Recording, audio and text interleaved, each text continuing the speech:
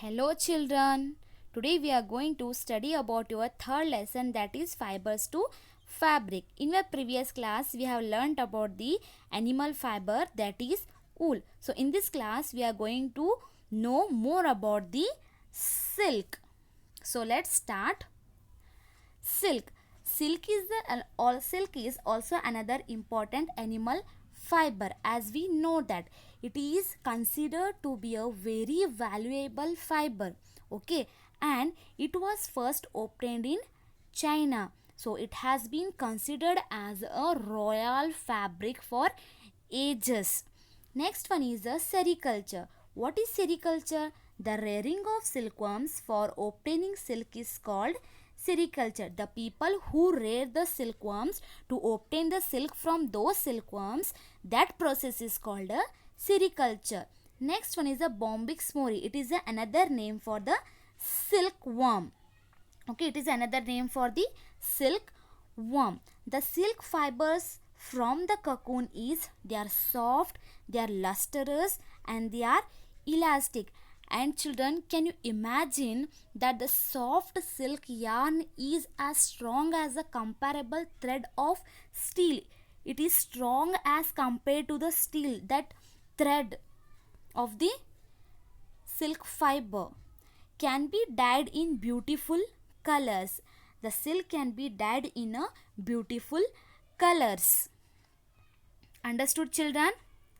Next one is a types of silk. There are a variety of silk such as mulberry silk, tussar silk, aris silk and muga silk.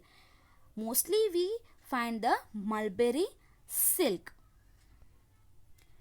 Next, here before we discuss the process of obtaining silk, it is very important to know about the life history of a silk moth, how it produces and how it looks like and all. Okay, so let's start. Here you can find there are two silk moth. The one is a male and another one is a female. So the female silk moth, it lays about 400 to 500 eggs at a time. It lays 400 to 500 eggs at a time.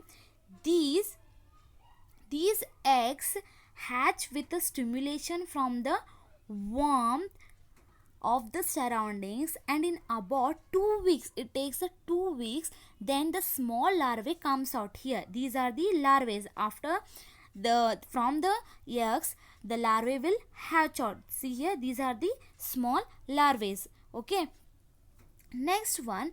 Here it start see, these larvae, they feed on the mulberry leaves. They eat the mulberry leaves and they start growing. And you know children, they are 10,000 times heavier than their weight when once they start eating. Okay, they start eating the mulberry leaves. And after this, the silkworm starts secreting. It starts secreting a saliva from their salivary glands, that is a protein. Okay, that is a protein. So this protein, when it come in contact with the air, it will become so hard. Okay, it will become hard.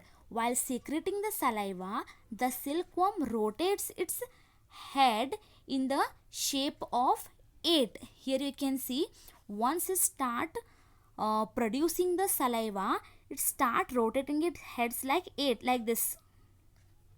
Okay, so it's become a cocoon. Here I will show you, this is the cocoon. Okay, this is the cocoon. Here you can also see, this is the cocoons. So it takes around 2 to 3 days to do this. These worms, it take 2 to 3 days to make a protective layer or the covering, that is called a cocoon. Okay, so the larva inside the cocoon is called the pupa. When the larva is there within the cocoon, that is called the pupa.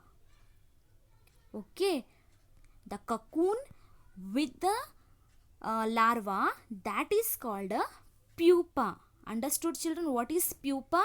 Okay, Then the pupa grows and changes into an adult moth. Again it will grow within the cocoon and it will become a adult moth, and afterwards it will break the cocoon and comes out. This is the life history of the silk moth. Hope you all understood very well, children. Okay, next let's move to the here. I will show you, this is a silkworm, how it really looks like.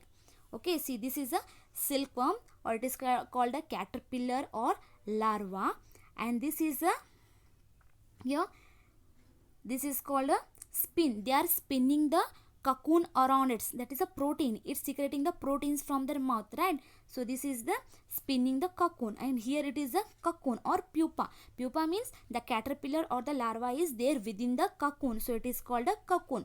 Once the larva will grows up, it will comes out from the cocoon. That will be, see here, it is a silk moth adult, and again it will lays a 400 to 500 eggs at a time. See, these are the eggs.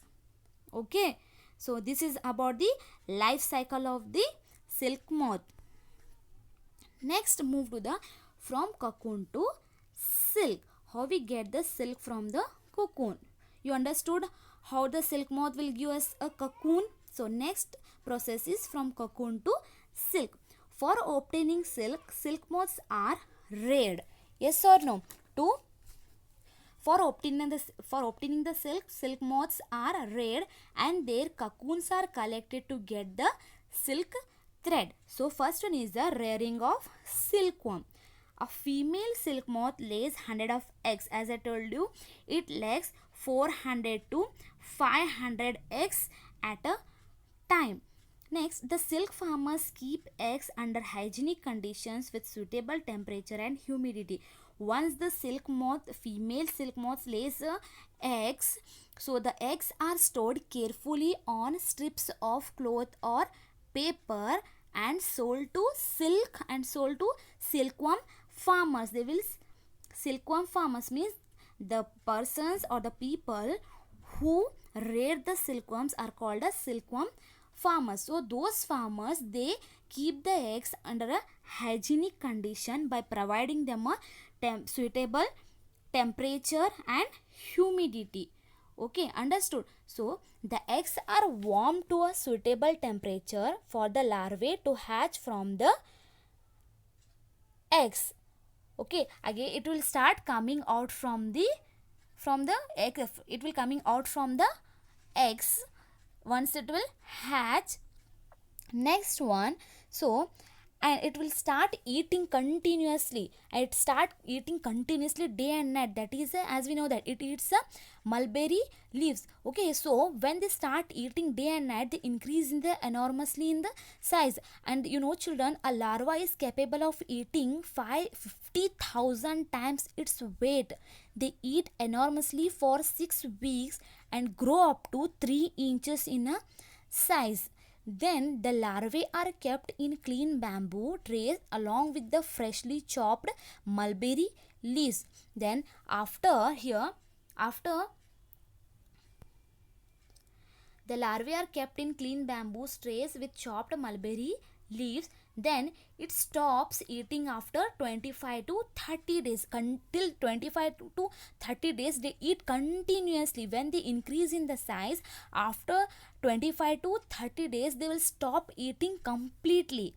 Okay, and they start moving to their tiny chambers of bamboo in a tray to spin the cocoon. They will start spin the cocoons around them. Okay, so the caterpillar or silkworm spins the cocoon inside, which develops the silk moth. Next one is the processing silk. Now let's see how we get the silk from the cocoon. So once we get the cocoons are kept under sun or boiled, or it will heated in a microwave, or it will exposed to steam. So the silk fibers separate out. The process of taking out threads from the cocoon for use as a silk is called a reeling the silk. And this reeling the silk will be done in the special machines from where we obtain the threads or fibers of silk from the cocoon. Next, the silk fibers are then spun into silk threads, and they are which are woven into a silk clothes by weavers. Understood, children? So next come to the health hazards of the workers of the silk industries. As we have studied about the health hazards of the workers who work in a wool industries, right? They got the diseases named sorter disease, right? So here it is the people who work in a silk industry, they may face some of the health problems. Let us see which are those. In the silk industry, cocoons are boiled in order to get silk from them. The vapors given out during the process of boiling the cocoons may cause lung infections. As I told you, once they get the cocoon, they will boil it or they will steam it, right? So at that time, the people who do that work, they may cause the lung infections, and that lung infection may leads to the asthma. Okay, next, extracting the silk fibers from the cocoon in the boiling water exposes the worker's skin to steam, which could cause blister and even burns. Next one is infections can spread while handling dead silkworms with bare hands.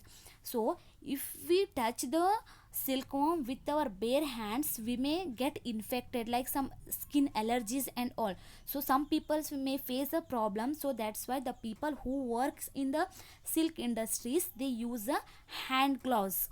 Okay, these are the some hazards which is faced by the people who work in a silk industries.